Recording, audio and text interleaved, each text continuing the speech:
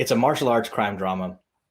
But the cool thing about it is it takes place in San Francisco during the 1870s and 80s. So right before the Chinese Exclusion Act comes to fruition.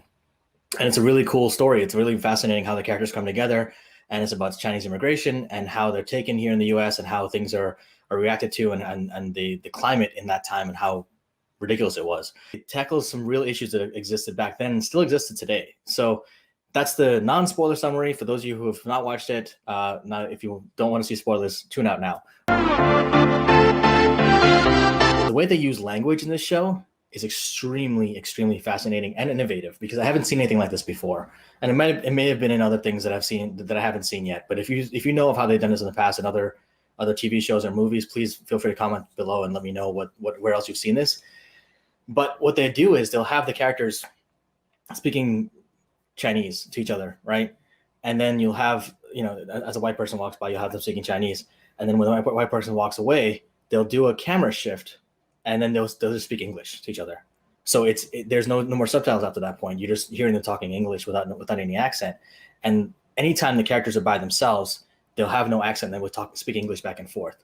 But then as soon as a white person comes into the frame, or someone who doesn't speak that language comes into the frame, now suddenly they're speaking Chinese again, or they're speaking English with a Chinese accent. When we have a conversation with someone in English and they don't have an accent, that's how we listen to it, right? Now, if you're having a conversation with someone else in a different language, the same way we hear accents in English, we'll hear those accents in another language if we're aware enough in those languages to hear those accents.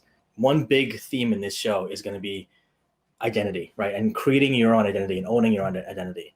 The last character I'll say about the identity is Assam, and he's the main character, obviously, right, for many reasons. But the other characters are so well developed, it's hard to say that he's purely the main character. He still is, but the other characters are really well fleshed out. But Assam has a moment of coming to terms with who he is and who he's meant to be when he saves a bunch of people in Chinatown during this whole big Chinatown raid that Damien talked about.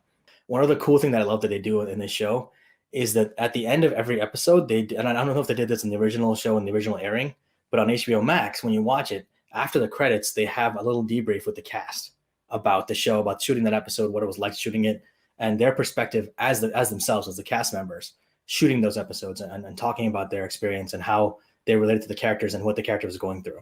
The themes of the show, one of which is coming into your own identity, owning your own identity, owning who you are, and realizing that what you want and what you want to accomplish requires you to own who you are. It's one of those shows where you're going to watch it and you're going to be like blown away, because right off the bat, I'd say the first 5 minutes of the show, maybe 7 minutes of the show, grabs you. And Damien, tell me if I'm wrong, but that first 7 minutes is like, holy shit, this is different. This is not what I expected it to be. It's really, really cool. The opening scene is you're opening a crate onto San Francisco in the 1800s, and you're walking out as a Chinese person coming into this country for the first time. And if you think about it from that point of view, how terrifying is it? There's no cell phones, there's no internet, there's no talking to people back home. Best case, you can send a letter maybe back home, but who knows how long that's going to take. That's the level of things here. That's the level of removal you are from where you are, what you're comfortable with. Thanks to all you guys for tuning in. Take care, stay safe, and have an awesome weekend and awesome rest of the week. Happy Friday in advance, and take care, guys.